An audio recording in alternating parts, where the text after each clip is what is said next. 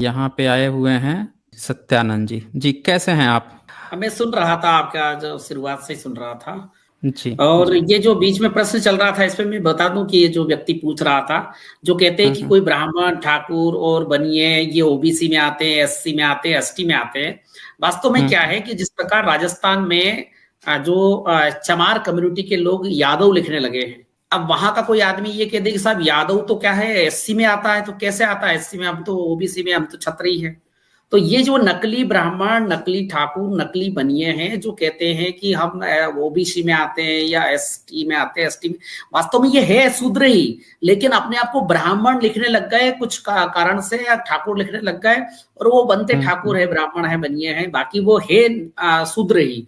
जो जो देखिए, संविधान ये कहता है कि सामाजिक शैक्षणिक रूप से, सामाजिक और शैक्षणिक रूप से जो पिछड़ा हुआ है वो व्यक्ति ओबीसी कहलाएगा या एससी एसटी हम्म। कहलाएगा। चलिए स्वामी जी, आप आ ही गए हैं तो चलिए, एक बड़ा अच्छा प्रश्न है मेरे पास, उसका आप जवाब भी देते जाइए। जी जी जी जी। आमतौर पर जैसे ही मनुस्मृति की बात आती है, मनुस्मृति को बाबा साहब ने जला दिया था, गंदगी थी तभी तो जलाई गई, तो उसको जी जला जी दिया गया। तो उसकी जैसे ही बात आती है कि मनुस्मृति में इस तरह से भारतीयों का शोषण किया है, वैसे किया है, कुछ लोग जो हैं अचानक से ऐसा लगता है कि जैसे उनको कुछ गर्म पानी डाल दिया गया हो शरीर पे, या ठंडा पानी जो है ठंडे के मौसम में डाल दिया गया हो, ऐसी उनकी प्रतिक्रिया हो जाती है। उनको जी ऐसा जी। लगता है कि उनके जो है कुछ मनुस्मृति में किसी ने, मैक्स मूलर ने मिलावट कर दी या उसने मिलावट कर दी, इस तरह का भ्रामक प्रचार करने लगते हैं। और चूंकि आपका लंबा अनुभव रहा है, आप तो पूरा आपका बैकग्राउंड ही रहा है कि आप आर्य समाज से या फिर आप जो है ब्राह्मणिकल सोसाइटी से इस तरह में रहे हैं, तो मैं आपसे ये जानना चाहूंगा कि क्या वास्तव में ये लोग जो नई मनुस्मृति बनाए हैं उसमें कितनी सच्चाई है? क्या ये लोग उसमें साबित कर दिए हैं क्या कि जो ब्राह्मण जो है वो जन्म से नहीं कर्म से ब्राह्मण होता है? जी जी, जी बहुत अच्छा प्रश्न किया आपने। मैं आपको बता दूं कि देखिए, मैं खुद बचपन से संघी और आर्य समाजी होने की वजह से मैं खुद मनु का दीवाना था। और ये जो आर्य समाज ने जो नई स्मृति निकाली है, विशुद्ध मनुस्मृति, मेरे पास रखी है डॉक्टर सुरेंद्र कुमार, जो झज्जर वाले हैं। और ये देखिए आप इनका, कि ये गुरुकुल कांगड़ी के कुलपति रहे हैं। ये आदमी इतना बड़ा विद्वान होकर के इसमें इतना झूठ बोला है और इतनी ये लीपा पोती की है। मेरे पास इनकी ये 2020 का लेटेस्ट संस्करण है, इससे मैं आपको कुछ प्रमाण बताऊंगा। और एक किताब मेरे पास इनकी जो 1900 मतलब 2000 की किताब है, लेकिन उन्होंने 1981 में लिखी थी, ये मेरे पास ये दोनों इनकी है। तो ये विशुद्ध मनुस्मृति है। इस किताब में जो उन्होंने 1980 81 में या 2000 में लिखा, उसके विपरीत 19 श्लोकों में से बहुत सारी गड़बड़ इसमें कर दी। तो मैं आज थोड़ा सा देश और दुनिया की जनता को आपके माध्यम से बताना चाहूंगा कि वास्तव में मनुस्मृति में जाति शब्द भी है, और वो जन्म के अर्थ में भी आया है, वो जातिवाद के अर्थ में भी आया है। ये सिर्फ एक हम्म। लीपाप होती है कि नहीं, जाति जन्म से नहीं होती, कर्म से नहीं होती है। जबकि 12वां अध्याय जो मनुस्मृति का है, वो ये कहता है कि जो पिछले जन्मों के कर्मों के हिसाब से वर्तमान जन्म और जातियां होती है। मैं इस संबंध में कुछ प्रमाण शेयर करना चाहूंगा, अगर आपकी इजाजत हो तो। जरूर जरूर करें। हाँ हाँ, आ गया। हाँ, तो देखिए, ये विशुद्ध मनुस्मृति है। अनुसंधात्मक प्रकाशन, यानी ये रिसर्च है एक तरह का। जैसे मैं रिसर्च करता हूं, मेरे भी मनुस्मृति में बहुत सारा रिसर्च किया। अब देखिए, ये डॉक्टर सुरेंद्र कुमार जो झज्जर वाले हैं, जो गुरुकुल कांगड़ी के कुलपति रहे हैं, यानी बहुत बड़े विद्वान हैं। अथ द्वादशो अध्याय हिंदी भाषा अनुशीलन समीक्षा सहित कर्मफल विधान और निःश्रेयस कर्मों का वर्णन, यानी कर्मों के फल के हिसाब से व्यक्ति ब्राह्मण क्षत्रिय वैश्य बनता है, पिछले जन्मों के कर्मों के हिसाब से। यहाँ पे लिखा हुआ है त्रिविध कर्मों का और त्रिविध गतियों का कथन, यानी 3 प्रकार के कर्म और 3 प्रकार की गतियां। शुभाशुभ फलम कर्म मनोभागदेह संभवम कर्मजा गतियो निर्णय मध्यमा, यानी उत्तम, मध्यम और अधम। देखिए, मन वाक और देह संभव कर्म, मन वचन और शरीर से किए जाने वाले शुभ अशुभ फल, शुभ अशुभ फल देने वाले होते हैं। और कर्मजा निर्णाम, अर्थात उन कर्मों के अनुसार मनुष्य को उत्तम, अधम, मध्यम गतियां, यानी उत्तम, मध्यम और अधम, ये गतियां 3, यानी जन्म की स्थितियां प्राप्त होती है। देखिए यहाँ पे स्पष्ट लिखा उन्होंने कि उत्तम, अधम और मध्यम, ये 3 गतियां यानी जन्म की स्थितियां प्राप्त होती है। यानी कोई व्यक्ति उत्तम कुल में पैदा हुआ है, मध्यम कुल में पैदा हुआ है, या अधम कुल में पैदा हुआ है, या अधम जाति में पैदा हुआ है, तो उसके पीछे पिछले जन्मों की कर्म है, जो मन वचन और कर्म से वो करता है। इसी का एक उदाहरण उन्होंने यहाँ पर दिया है। ये देखिए 12वें अध्याय का ये एक श्लोक है। इसमें यहाँ पर आप अगर ध्यान से देखेंगे तो अंत्यज जातियां, जैसे हमारे यहाँ 4 वर्ण है, ब्राह्मण, क्षत्रिय, वैश्य और शूद्र। एक और वर्ण है पंचम वर्ण, जिसको अंत्यज कहा जाता है। अंत्यज का मतलब होता है गांव के बाहर रहने वाला, गांव के किनारे रहने वाला, SC ST के लोग। मतलब इनका एक जो दावा है कि 4 ही वर्ण होते हैं, ये बात बिल्कुल झूठी है। ये 100% झूठ है। 4 वर्ण नहीं है, 5 वर्ण है। 5 वर्ण है। एक अंत्यज जो है जिसको अछूत इन्होंने बना रखा है। हाँ, जो वर्ण व्यवस्था से बाहर है, यानी ऐसे लोग जो ब्राह्मण, क्षत्रिय, वैश्य के घर में आकर के सेवा नहीं कर सकते। घर में तो OBC का आदमी आकर के करेगा, नाई, कुमार, धोबी, दर्जी, तेली, तबूली, लोहार, सुतार, सुनार, ऐसे जो लोग शूद्र आके इनके घर में काम करेगा, पिछड़ा वर्ग, वो टचेबल शूद्र है। ये अनटचेबल है, ये वर्ण व्यवस्था के बाहर के लोग हैं। लेकिन इनको वर्ण व्यवस्था के बाहर एक नाम दे दिया है, अंत्यज या पंचम वर्ण। ये लिखा है शरीर जैहाकार मदो शैर्याति स्थावर ताम नरः वाचिके पक्षी मृगताम मान शैर अंत्यज जातिताम। अंत्यज जातिताम यहाँ पे शब्द आया है। इसका देखिए हिंदी अनुवाद भी अपन पढ़ लेते हैं तो पता चल जाएगा। ये लिखा है 12 अध्याय 359। इसमें लीपापोती करने का भी प्रयास किया है दयानंद सरस्वती जी ने, जो मेरे प्रथम गुरु हैं। सत्यार्थ प्रकाश में क्या करा उन्होंने, जो नर यानी जो व्यक्ति शरीर से चोरी, परस्त्री गमन, श्रेष्ठों को मारने आदि दुष्कर्म करता है, उसको पर जन्म में यानी अगले जन्म में वृक्ष आदि स्थावर का जन्म मिलता है। यानी जितने भी ये वृक्ष वगैरह है, ये पिछले जन्मों के चोरी करते थे और परस्त्री गमन करते थे, श्रेष्ठों को मारने का काम करते। और वाणी से किए गए पाप कर्मों से पक्षी और मृग आदि, यानी जिन्होंने वाणी से पाप किए थे वो पक्षी बनते हैं, और मृग आदि, मृग से मतलब पशु आदि भी होता है, मृग का मतलब पशु भी होता है और हिरण भी होता है। तथा मन से किए दुष्ट कर्मों से निम्न कोटि मनुष्य का शरीर मिलता है। यह अंत्यज जातिताम का उन्होंने निम्न कोटि मनुष्य का जन्म होता है, यानी जो SC ST के लोग होते हैं, अंत्यज जो और होते हैं, उसका जन्म मिलता है। ये सत्यार्थ प्रकाश में भी इन्होंने लिखा है, या थोड़ी लीपापोती करने की व्यवस्था की है उन्होंने। कहने का मतलब ये है कि कोई बंदा जो है इस जन्म में जो जन्म लिया है, तो 10 से 12 दिन में उसका जो नामकरण होगा वो उसके पिछले जन्म का कर्म है, उसके आधार पर होता है। बिल्कुल सही, पिछले जन्म के हिसाब से वो ब्राह्मण, क्षत्रिय, वैश्य है। और मैं आगे बताऊंगा। देखिए, और ये कहते हैं ना कि मनुस्मृति में तो जाति शब्द ही नहीं है। अरे वहां पर वर्ण के साथ जातियां भी उल्लेखित है। देखिए ये खुद लिखा हुआ है। ये देखिए 12 अध्याय 363 में यहाँ पे लिखा है, हस्तिनाश्च चतुरांगाश्च शूद्रा मलेच्छाश्च गरहिताः सिंहा व्याघ्रः वाराश्च मध्यमा तामसी गतिहा।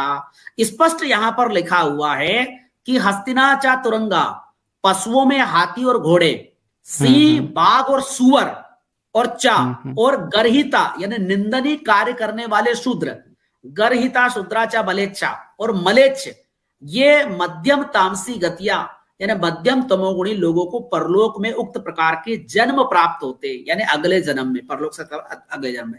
यहाँ इस श्लोक का अर्थ बदलने की कोशिश भी की गई। देखिए यहाँ पे लिखा है हस्तिनश्च यानी हाथी, और तुरंगश्च, तुरंगश्च यानी घोड़ा, और शूद्र और मलेच्छ, गर्हिता यानी ये जो शूद्र होते हैं, मलेच्छ होते हैं, ये गंदे काम करने वाले लोग होते हैं। इनका जन्म वो सिंह, शेर, बाघ और वरा यानी सुअर, ये सब मध्यम तमोगुणों के परिणाम स्वरूप निकलते हैं। अगर कोई आदमी गधा बनता है, घोड़ा बनता है, सुअर बनता है, या शूद्र बनता है, मलेच्छ बनता है, तो वो पिछले जन्मों के कर्मों के हिसाब से बनता है ना। तो जब ये बात में कहते हैं ना गुण कर्म स्वभाव चातुर्वर्ण मया सृष्टम गुण कर्म स्वभाव जहां, इसका मतलब गीता में भी जो आया है वो पिछले जन्मों के गुण कर्म स्वभाव से वर्तमान कुल में जन्म मिला है आपको ब्राह्मण, क्षत्रिय, वैश्य के रूप में। नहीं तो यहाँ पे एक चीज ये बताइए मुझे कि जो भारत में इनका तो 4 वर्ण है ना, इनका तो ब्राह्मण, क्षत्रिय, वैश्य, शूद्र है, तो ये नीच कौन लोग हैं इसके अलावा? जो कह रहा है कि मलेच्छ लोग हैं, ये नीच फिर हैं कौन? ये मलेच्छ लोग उनको कहा जाता है जो मतलब विदेशी लोग हैं, यानी जो यूनानी लोग हैं, जिनको यवन कहा जाता था, ईसाइयों को। मान लीजिए, जी बताइए। जी, यहाँ पे सवाल ये उठता है कि मान लीजिए कि मुस्लिम तो बाद में आया भारत में, मुस्लिम तो बाद में आया, अगर इनके धर्म ग्रंथ बहुत पहले थे, रामायण महाभारत काल में ये बात करते हैं, तो उस समय मलेच्छ कौन था? ये तो बोल रहे हैं नहीं कि ये जो, चार वर्ण के अलावा पांचवा कोई वर्ण ही नहीं है, तो ये म्लेच्छ था कौन इनके लिए? अब विदेशी तो उस समय कोई था नहीं भारत में। इनकी तो पूरी कहानी ही आ रही है कि भाई महाभारत है तो जरासंध जो है भारत का ही हिस्सा है, और इनके राक्षस वगैरह भी यहीं पे रहते थे। बक्सर उक्सर में ताड़का रहती थी, मारीच रहता था जहाँ पे ये करते थे।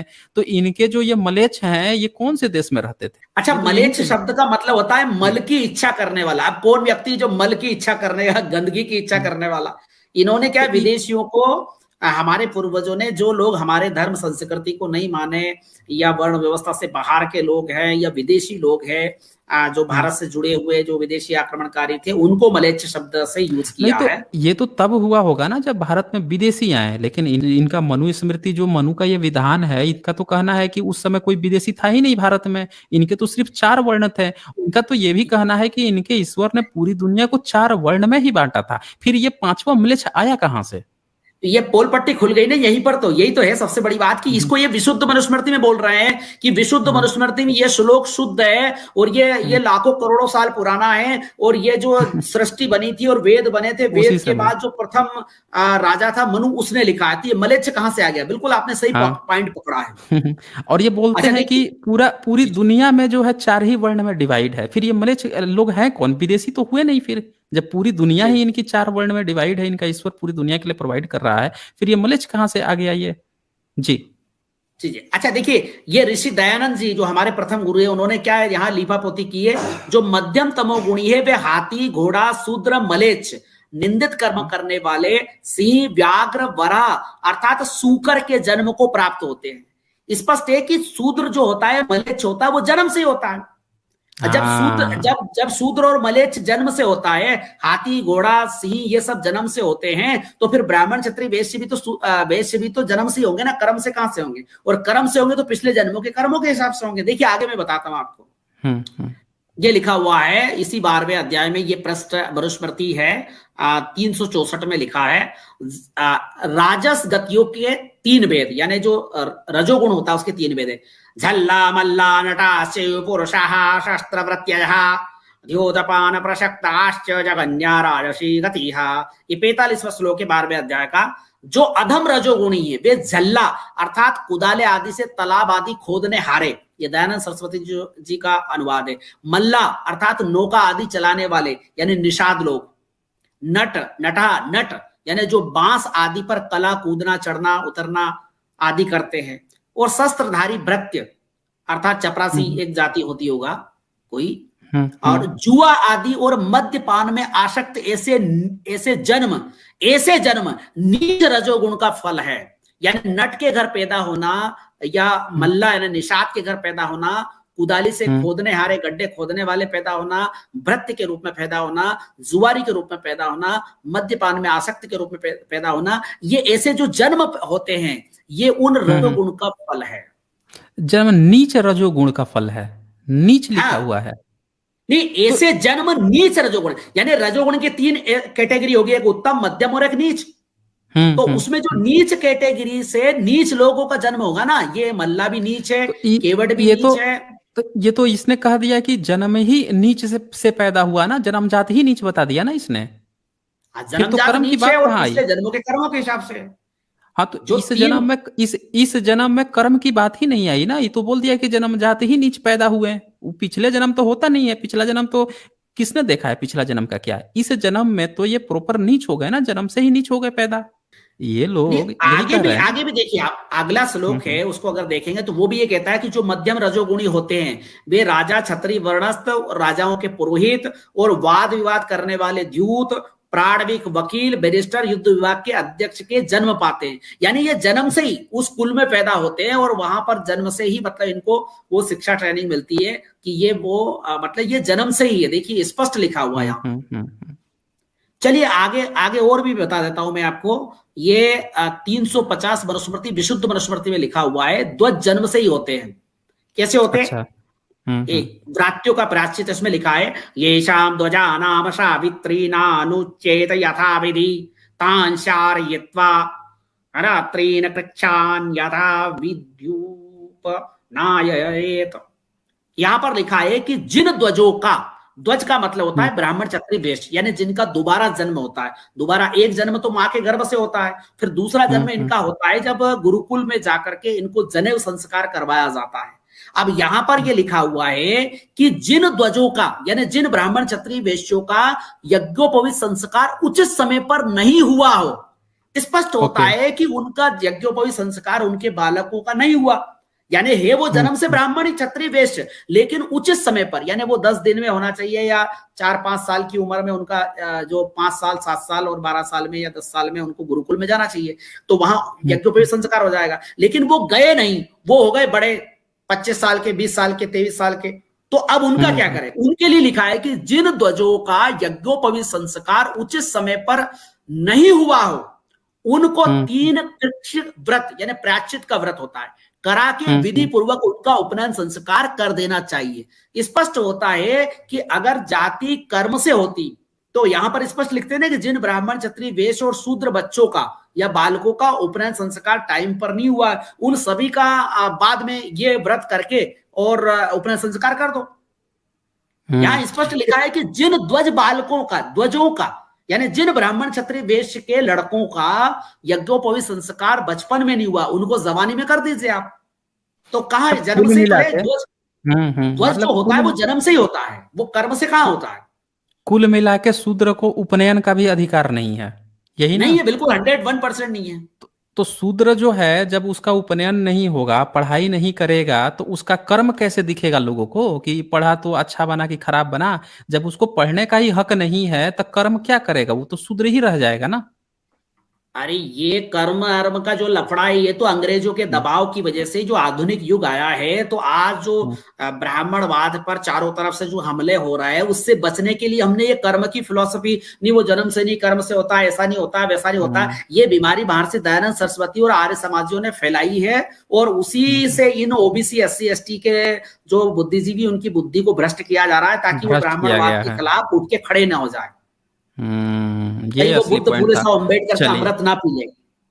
अब मेरा एक छोटा सा और प्रश्न है आपसे, ये बताइए कि इसमें जो जात, जब 4 ही एक इनका क्लेम है कि 4 वर्ण है, आपने एक 5वां वर्ण भी दिखा दिया जो इनके वर्ण व्यवस्था से बाहर का है, अंत्यज कहते हैं, तो अब एक सवाल आता है कि ये जो वर्ण संकर औलादे हैं इनकी, जिसको अपसद कहते हैं, वैवर्त कहते हैं या चंडाल कहते हैं, तो ये वर्ण संकर जो औलादे ये बता रहे हैं, वो किस वर्ण में आती हैं?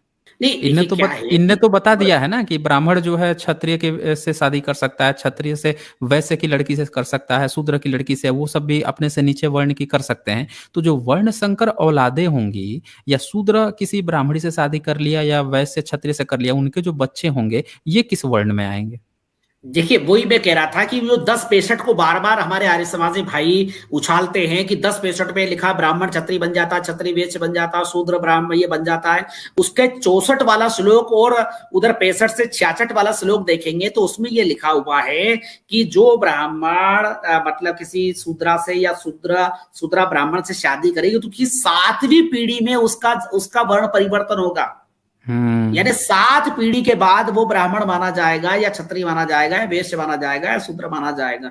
लेकिन बाप तो ब्राह्मण ही होना चाहिए, तभी तो उसका बेटा 7 पीढ़ी बाद भी ब्राह्मण होगा ना, शूद्र होगा तो 7 पीढ़ी बाद होगा। अब इसका बताइए आप, 7 पीढ़ी अगर वास्तव में बाप से जाति पता चलती तो इनको उसी जन्म में, भाई कोई ब्राह्मण ने अगर शूद्र लड़की से शादी की तो ब्राह्मण के बच्चे को ब्राह्मण माना जाए। अच्छा, मान लीजिए कोई ब्राह्मणी लड़की है, उसने शूद्र से शादी कर लिया, तो उसका जो बेटा है वो ब्राह्मण बन जाएगा या बेटी ब्राह्मण बन जाएगी शूद्र से, अगर उसने शादी कर ली तो? नहीं बनेगी ना, बाप से। देखिए, अच्छा इसमें भी हमने चालाकी की है, इसमें हमने चालाकी की है कि जब हमारे पास निम्न जातियों की लड़कियों से शादी करने का रिवाज था तो हमने ये चालाकी की कि बाप से बच्चा नहीं माना जाएगा, माँ से माना जाएगा। यानी तुम शूद्रा के बच्चे हो तो तुम शूद्र कहलाओगे, ब्राह्मणी से शादी करेगा तब उसका जो बच्चा पैदा होगा वो ब्राह्मण कहलाएगा। तो इससे क्या फायदा हुआ? हम कितनी भी रखेले रख लें, कितनी भी औरतों से शादी कर लें, लेकिन उनकी जवाबदारी हमारी नहीं होगी, हमारी जवाबदारी नहीं होगी। यानी वो शूद्रा के बच्चे होंगे, वो दलित, आदिवासी, पिछड़ी या ब्राह्मण, जो क्षत्रिय वैश्य और जो शूद्र महिलाओं से हम शादी करते थे, तो उनकी औलादें उनकी जवाबदारी, हमारा तो सिर्फ अय्याशी करना, उनके साथ वो रखेल बना के रखना। अच्छा, तो कुल मिला के कहने का मतलब कि जो लोग ये 1065 का हवाला देते हैं कि एक जो शूद्रा जो औरत है वो ब्राह्मण के यहाँ ब्याह दी गई तो उसका बच्चा जो ब्राह्मण बन जाएगा, लेकिन वहां पे कहीं भी ये बात नहीं लिखी है कि एक ब्राह्मणी को अगर शूद्र से शादी कर दिया जाए तो उसका बच्चा ब्राह्मण बन पाएगा। बाप का ही अल्टीमेट वो होगा ना, जो बाप जिस वर्ण का है उसी वर्ण का ही तो बेटा होगा ना। चलिए इसका इसका मैं बेहतरीन उदाहरण देता हूं, महाभारत। देखिए महाभारत में जो व्यास जी थे वो ब्राह्मण माने गए, और उन्होंने जो दासी जो थी यानी विदुर की मां थी उसके साथ जो नियोग किया और उससे विदुर पैदा हुए। अब धृतराष्ट्र अंधा था और पांडु नपुंसक था, ये दोनों राजा बनने के अयोग्य थे, और विदुर दासी का पुत्र था, लेकिन क्या है कि बहुत ब्रिलियंट थे और उनने एक किताब भी लिखी है, कैबिनेट मंत्री भी थे। उनको राजा क्यों नहीं बनाया गया? वो भी तो उसकी औलाद थे ना, मतलब व्यास की औलाद थे ना। इसका मतलब ये है कि अय्याशी करने के लिए तो ओबीसी की औरतें चलेगी, शूद्र की औरतें चलेगी, और उनकी जो औलाद होगी उनको बाप का नाम नहीं दिया जाएगा, उनको मां का नाम दिया जाएगा। और फिर यूट्यूब फेसबुक पर आकर के कहा जाएगा देखो विदुर को कितना सम्मान मिला था, इतना सम्मान मिला था कि अंधे को राजा बना दिया, और विदुर अकलमंद होने के बावजूद चमचागिरी चाटुकारी करता फिरा जिंदगी भर। अच्छा, बहुत अच्छा आपने पॉइंट क्लियर कर दिया। यहाँ पे एक प्रश्न और उठता है कि ये जो पराशर था, पराशर उसने एक जो क्षत्रिय लड़की थी जिसको दान कर दिया था मछली वाले के यहाँ, उसका उसने ये सत्यवती, हाँ सत्यवती, उसका उसने बादल घिरा उड़ा के उसके साथ उसने बलात्कार किया या जो भी किया, तो उसके बाद से जो बच्चा पैदा हुआ तो पराशर जो है उसको कहा गया कि ये ब्राह्मण है, तो उसका बेटा ब्राह्मण कहलाया। यही हुआ था ना। तो यहाँ पे एक बात ये आती है कि व्यास जो है अगर वो क्षत्रिय होता, व्यास को कहते हैं लोग क्षत्रिय है या शूद्र है, अगर वो क्षत्रिय होता, शूद्र मानते हैं कि ये मछुआरे का लड़का था, जबकि वो मछुआरी नहीं थी, वो छत्राणी थी, और इसका जो बाप था वो ब्राह्मण था। जी। तो यहाँ पे एक बहुत बड़ा टिपिकल सा प्रश्न खड़ा होता है कि अगर वो क्षत्रिय होता या शूद्र होता तो वेद का कैसे उस पर क्रेडिट थोपा गया कि वेद को उसने फिर से कंपाइल किया, क्योंकि क्षत्रियों को तो अधिकार ही नहीं है पढ़ाना ना, न वेद पढ़ाना, ना ये पढ़ाना, सिर्फ ब्राह्मण को ही अधिकार है वेद या किसी भी धर्म ग्रंथ को लिखने का। क्षत्रिय ने आज तक कोई धर्म ग्रंथ नहीं लिखा है। वेद व्यास की जो मां थी वो छत्री थी, उसको भूलवश हम भोई मानते हैं या केवट मानते हैं या मल्ला मानते हैं, क्योंकि उसको क्या है कि उसके बाप ने एक मल्ला को दे दी थी, औरत होने की वजह से दान कर दिया था, मछली का गंध आता था तो मछली का व्यवसाय करने वाले, तो वो छत्राणी थी, और इसका जो बाप था वो जो पराशर ऋषि थे वो क्या है, वो ब्राह्मण थे, तो ये हाइब्रिड संतान थे। अब लोगों के दिमाग में ये प्रचारित किया जा रहा है कि व्यास तो निम्न जाति में पैदा हुए थे, निम्न जाति में पैदा ही नहीं हुए थे वो, ये गलत है। चलिए मैं आगे और एक दो प्रमाण आपको बताता हूं कि ये जो जातियां होती है पिछले जन्मों के हिसाब से कैसे होती है। मनुस्मृति का जो प्रथम अध्याय है उसमें भी एक प्रमाण मिलता है, विशुद्ध मनुस्मृति 22 पृष्ठ पर आप देख लीजिए। याम तो कर्मणि यास्मिन् च न्यायोक्तं प्रथमं प्रभुः तदेव स्वयं भजे सृज्यमानः पुनः पुनः। ये लिखा है कि उस परमात्मा ने सृष्टि के आरंभ में जिस प्राणी को जिस कर्म में लगाया, प्रत्येक सृष्टि उत्पत्ति समय में वह फिर उत्पन्न हुआ, अर्थात जन्म धारण करता हुआ उसी कर्म को ही अपने आप प्राप्त करने लगा। अब आप ये स्पष्ट लिखा हुआ है, प्रथम अध्याय में लिखा हुआ है कि जिस प्राणी को सृष्टि के प्रारंभ में परमात्मा ने जिस काम में लगाया था, पुनः नई सृष्टि में उसको वही काम मिलेगा। वर्ण परिवर्तन नहीं हो सकता, काम परिवर्तन नहीं हो सकता। ये नीचे वाले में भी यही लिखा है कि हिंसा अहिंसा दयायुक्त कठोरता युक्त धर्म अधर्म सत्य असत्य, जिस प्राणी का जो कर्म सृष्टि के प्रारंभ में उस परमात्मा ने धारण कराना था वही कर्म परमात्मा की व्यवस्था से के अनुसार अपने आप प्राप्त हो गया। यानी ये पिछले जन्मों कर्मों के हिसाब से है। अभी ये क्या शूद्र लोग जो पढ़े लिखे हो गए, ओबीसी एससी एसटी के लोग तो हमारे ब्राह्मणवाद के खिलाफ बोल रहे हैं, तो इनका मुंह बंद करने के लिए कहते ही नहीं वो अगले जन्म नहीं, पिछले जन्म नहीं, वो जन्म से नहीं होता, कर्म से नहीं होता, ये नहीं होता, वो ये सिर्फ डांसिंग है, अपने बाप दादाओं के काले कारनामों की लिपापोती करने, छुपाने के लिए है। ये देखिए संस्कार और ब्रह्मचर्य आश्रम के विषय में लिखा हुआ है कि इस स्त्री और शूद्र का कोई संस्कार नहीं होगा। ये बाद में सुरेंद्र कुमार झज्जर वाले ने बालिका शब्द जोड़ा है, जबकि ये 1980 वाली है, इसमें जो 16 संस्कार है उसमें बालिका का नाम केवल उसमें है नामकरण संस्कार और शादी में, बाकी सब संस्कारों में बालिका नहीं है, लेकिन इसमें लिपापोती करके सब में बालिका उन्होंने जोड़ दी है। अब जोड़ दिया उन्होंने ताकि कोई पट्टी नहीं खुले। मतलब ये लगातार लिपापोती कर रहे हैं, लगातार बदमाशी कर रहा है। अभी देखिए मैं एक दो और बदमाशी बता के और बात को खत्म करता हूं। संस्कारों करने का निर्देश, उनके लाभ। वैदिके कर्मभ्यः पुण्येन निषेकादिर्ध्वजनमनाम कार्यः शरीर संस्कारः पावनः प्रेत्य च ध्वज नाम यानी ध्वजो ब्राह्मण क्षत्रिय वैश्य को इस जन्म और पर जन्म में तन मन आत्मा को पवित्र करने वाले गर्भाधान से लेकर अंत्येष्टि पर्यंत संस्कार पुण्य रूप वेदोक्त यज्ञ आदि कर्मों और वेदोक्त कर्मों के मंत्रों के द्वारा करने चाहिए। अब यहां स्पष्ट लिखा, यहां शूद्र शब्द कहां आया, यहां स्त्री शब्द कहां आया? यानी केवल ब्राह्मण क्षत्रिय वैश्य के जो बच्चे हैं उनका इस जन्म और पर जन्म में तन मन और आत्मा को पवित्र करने के लिए गर्भाधान से लेकर अंत्येष्टि पर्यंत संस्कार करना चाहिए। बाकी शूद्र का कोई संस्कार नहीं होगा। एक और लिपापोती थोड़ी सी बता दूं यहां पे, शूद्रों के लिए संस्कार का निषेध नहीं। 2 मिनट खत्म करता हूं। शूद्रों के लिए संस्कार का निषेध नहीं।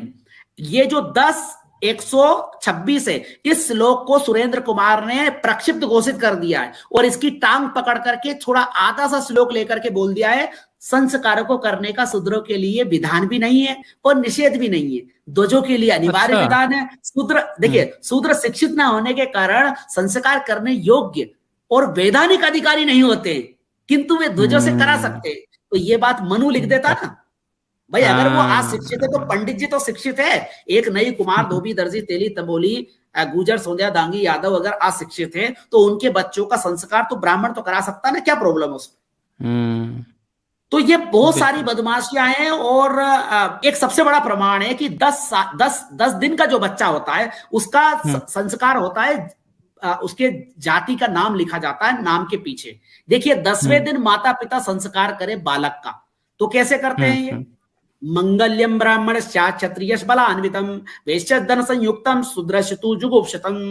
ब्राह्मण का नाम मंगलमय, क्षत्रिय का बलवान और वैश्य का धनयुक्त और शूद्र का घृणायुक्त होना चाहिए। जुगुप्सितम मतलब घृणायुक्त होना चाहिए। और ब्राह्मण के बच्चे के पीछे शर्मवद और क्षत्रिय के पीछे वर्मा और वैश्य के पीछे गुप्ता और शूद्र के पीछे दास लिखा जाना चाहिए।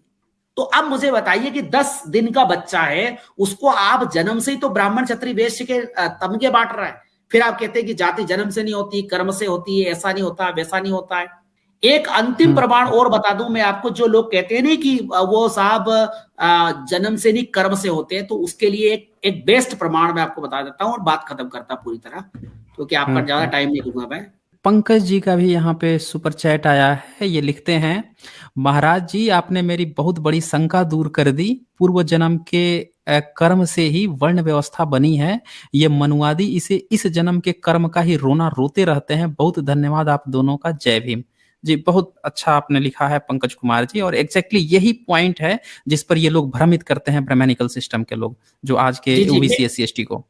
जी मैं ज्यादा समय नहीं लूंगा, बस 2-3 मिनट में खत्म करता हूं। देखिए ये यहाँ पर एक श्लोक आता है मनुस्मृति में 4th अध्याय में, इसमें लिखा स्पष्ट है कि जाति हीनाश्च ना अपेक्षता, यानी यहाँ पे लिखा है कि विकृत कम शरीर अंगों वाले, अपंगों और जो हीन जाति के यानी निम्न वर्ण वालों की हंसी मजाक ना करें। अगर देखिए ये यहाँ अनुवाद में निम्न वर्ण कर दिया, जबकि यहाँ हीन जाति लिखा है। जाति हीनाश्च यानी जो हीन जातियां होती है, नीच जातियां होता है, उनका अपमान ना करे, उनका हंसी मजाक व्यंग ना करे, ताकि वो विद्रोह ना करे। क्योंकि ओशो ने कहा है कि जिनका अपमान होता है वही विद्रोह करते, वही क्रांति करते। तो ये कहते हैं कि ये विशुद्ध मनुस्मृति में जाति शब्द है, ये हीन जाति शब्द कहां से आ गया? स्पष्ट है कि हीन जाति होती थी। हाँ एग्जैक्टली यही पॉइंट है ना, कि अगर ये लोग शुरू से कहते हैं कि 4 वर्ण के अलावा कुछ है ही नहीं, फिर इतनी जातियों की बात आ रही है, मलेच्छ की बात आ रही है, हीन जाति की बात आ रही है, ये लोग हैं कौन फिर? ये देखिए दूसरे अध्याय में ये लिखा हुआ है कि ये अंत्यदापी यानी अंत्य जातियां उस जमाने में थी, तभी तो अंत्य जातियों का नाम लिखा हुआ है ना। आप तो कहते हैं कि 5वां वर्ण ही नहीं है। इनकी सबसे लिपापोती वाली किताब में भी लिखा हुआ है। खास बात अब मैं आपको बता दूं, लास्ट पॉइंट बताऊंगा और खत्म करूंगा। जो लोग कहते हैं नहीं कि जो ब्राह्मण चाहे गुणहीन हो तो भी ब्राह्मण है, और जो अनपढ़ रहता है वो ब्राह्मण नहीं होता, ये नहीं होता है, इसकी पूरी बदमाशी है। मनुस्मृति, विशुद्ध मनुस्मृति में लिखा है। क्या लिखा है? ये लिखा है यथा काष्ठयो हस्ति यथा चार्म मायोब्रगः। काठ का यानी लकड़ी का हाथी होता है, जैसे चमड़े का बना मृग होता है, और वैसे ही जो वेद शास्त्रों का स्वाध्याय ना करने वाला ध्वज, देखिए इस शब्द पे थोड़ा ध्यान देना, यानी जो वेद शास्त्रों का अध्ययन ना करने वाला ध्वज, यानी ऐसे ध्वज भी थे, ऐसे ब्राह्मण बनिए ठाकुर भी थे या ब्राह्मण थे जो वेद शास्त्रों को नहीं पढ़ते थे तो भी ब्राह्मण माने जाते थे, चाहे वो नाम मात्र के हों। अर्थात जो निर्धारित मुख्य कर्म वेदों का अध्ययन अध्यापन नहीं करता, वे तीनों नाम मात्र के ही, जैसे हाथी, मृग और ध्वज नकली है, वास्तविक नहीं है। यहां पर ऋषि ने अर्थ किया, जैसे काठ का कठपुतला हाथी का जैसे चमड़े का बना हुआ मृग, वैसे ही बिना पढ़ा हुआ विप्र यानी ब्राह्मण या बुद्धिमान जन होता है, यानी बिना पढ़ा भी ब्राह्मण होता है, नाम मात्र का भी ब्राह्मण होता है। अच्छा। उक्त वे हाथी, मृग और विप्र तीनों नाम मात्र के कहलाएंगे। यानी जैसे मैं एक उदाहरण इस बात को कहता हूं, जैसे मुसलमान है, कोई मुसलमान है ना तो रोजे रखता है, ना नमाज पढ़ता है, और ना मस्जिद जाता है, ना हज करता है, लेकिन फिर भी वो मुसलमान ही कहलाएगा ना, क्योंकि मुसलमान परिवार में पैदा हुआ। उसी प्रकार जिस प्रकार ब्राह्मण में कुछ भी गुण कर्म नहीं है, लेकिन फिर भी वो ब्राह्मण ही कहलाएगा, ध्वज है वो, लेकिन वेद शास्त्र नहीं पढ़ता तो भी जिस प्रकार चमड़े का मृग होता है या काठ का, लकड़ी का हाथी होता है, उसी प्रकार वो ब्राह्मण है, पर नाम मात्र का है, पर है ब्राह्मण। हाँ, कुल मिला के यहाँ पे पूरी तरह से इनकी पोल खुल जाती है। तभी जो है तुलसी जो है 17वीं सदी में भी ये बात कह रहा है कि गुणहीन ब्राह्मण जो है वो पूजनीय है। हाँ, वो कहता है ना, पूजय हाँ। विप्रशील गुणहीना सुदृढ़ गुण गण ज्ञान प्रवीणा सापद ताड़त परुष कहंता विप्र पूज्य अशगा वैशंता। पूजय विप्रशील गुणहीना सुदृढ़ गुण गण ज्ञान प्रवीणा। ये तुलसीदास जी ने रामचंद्र जी के मुंह से फतवा दिलाया है, ताकि किसी दलित आदिवासी पिछड़े में कोई गुणवान आदमी हो जाए तो उसका भी सम्मान मत करो, और ब्राह्मण चाहे गुणहीन हो तो भी वो पूजनीय है। तो जन्मजात ही तो हुआ यहाँ पे, सीधी सी तो बात है कि जन्मजात हुआ। अब कौन मूर्ख बेवकूफ है जो कह रहा है कि मिलावट कर दी, मिलावट कर दी। जो ये मुझे लगता है कि ये पूरा एक आईटी सेल जो है इस तरह के प्रोपोगंडा है इस देश के दलित आदिवासी पिछड़ों को मूर्ख बनाने का, मूर्ख बनाने का। जी।